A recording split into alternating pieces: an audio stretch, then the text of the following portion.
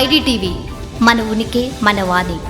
నమస్తే. తెలంగాణలో స్థానిక ఎన్నికలు ముగిశాయి. సర్పంచులుగా గెలిచిన వారందరూ కూడా ప్రజలకు ఇచ్చిన హామీలను నెరవేర్చే పనిలో పడ్డారు.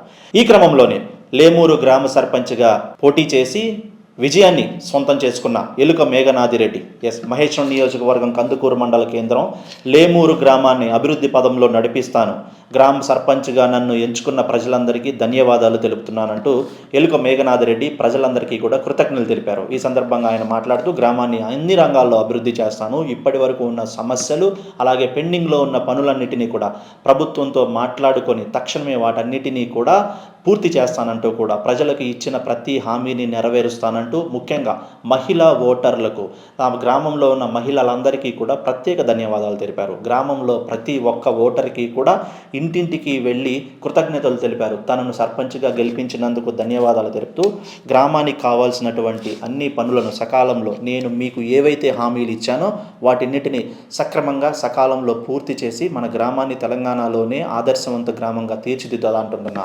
లేమూరు గ్రామ సర్పంచ్గా ఘన విజయాన్ని సాధించిన ఎలుక మేఘనాదిరెడ్డితో మా ప్రతినిధి ఫేస్ టు ఫేస్. నమస్తే అందరికీ. మనం ఈరోజు కందుకూరు మండల కేంద్రంలోని లేమూరు గ్రామానికి అయితే వచ్చినాం. లేమూరు గ్రామ సర్పంచ్గా ఎలుక మేఘనాథ్ రెడ్డి గారు బీఆర్ఎస్ పార్టీ నుండి అయితే నిల్చున్నారు. భారీ మెజార్టీతోని బీఆర్ఎస్ గెలిచింది. మా పార్టీని మేము నిలబెట్టుకున్నాము. మా మీద నమ్మకంతో మమ్మల్ని గెలిపించినారు ఈ గ్రామస్తులందరూ. ఇక్కడ ఉన్న వార్డ్స్ లో కూడా మాదే ఎక్కువ మెజారిటీ ఉంది అని చెప్పేసి అంటున్నారు. మరి ప్రచారంలో ఈ గ్రామంలో నేను హామీ ఇస్తున్నాను మన గ్రామ అభివృద్ధి కోసం అని చెప్పేసి ఏమైనా హామీలు ఇచ్చారా, మరి అవి ఏమేమి ఉన్నాయి, ఏ విధంగా ప్రచారం చేశారు అనేది ఒక్కసారి సార్తో మాట్లాడి తెలుసుకున్నాం. సార్, ముందుగా మీకు congratulation sir. Thank you very much. Sir చెప్పండి సార్, మీరు ప్రచారం చేశారు, మరి ఏమని ప్రచారం చేశారో మీకు మీ గ్రామస్తులకు మాత్రమే తెలుసు. మరి మిమ్మల్ని అయితే మీపై నమ్మకం ఉంచి అనుకున్న దానికన్నా భారీ మెజార్టీతో అయితే మిమ్మల్ని గెలిపించడం జరిగింది. మరి ఏ విధంగా ఉంది సార్ మీ గ్రామానికి, మీరు ఏమని ప్రచారం చేశారు, మరి ఏం చేయాలనుకుంటున్నారు గ్రామానికి? మొదటిగా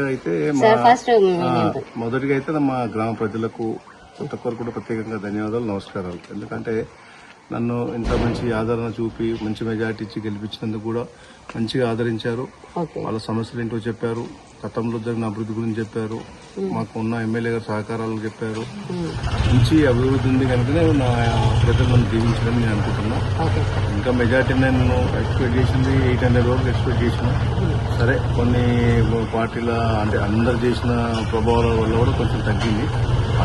అంతవరకైనా నాకు 575 ఓట్ల మెజార్టీ ఇచ్చారు. వాళ్ళందరూ కూడా ప్రత్యేకంగా చేతులు నమస్కరిస్తున్నాను. ఎందుకంటే ఇంత ఆదరణ చూపినందుకు కూడా నాకు కూడా చాలా సంతోషంగా ఉంది. తప్పకుండా నా మీద బాధ్యత కూడా పెరిగింది. వాళ్ళకి ఇచ్చిన హామీలు ఏంటి సమస్యలే, వాళ్ళు అడిగింది కూడా వాళ్ళ సమస్యలు తీర్చామనే కానీ హామీలు అంటే నేనేదో సీఎం లెవెల్ మనిషిని కాదు కనుక గ్రామానికి సంబంధించిన సమస్యలు ఎక్కువగా ఉన్నాయి. ఆ సమస్యని తప్పకుండా తీరుస్తాను. ఇచ్చిన హామీలను పక్కా నెరవేరుస్తాను. హామీలు అంటే ఏంటివంటే చిన్న నీటి సమస్య, డ్రైనేజ్ సమస్య, ఓపెన్ ప్లేస్ లో సీసీ రోడ్లు దాదాపు మేము 85% మేడం గారు దాదాపు సీసీ రోడ్డు కంప్లీట్ చేయడం జరిగింది. కొత్త కాలనీలు ఏర్పడుతున్నాయి, కొత్త సమస్యలు వస్తున్నాయి తప్ప వాటర్ సమస్య అయితే ఉంది.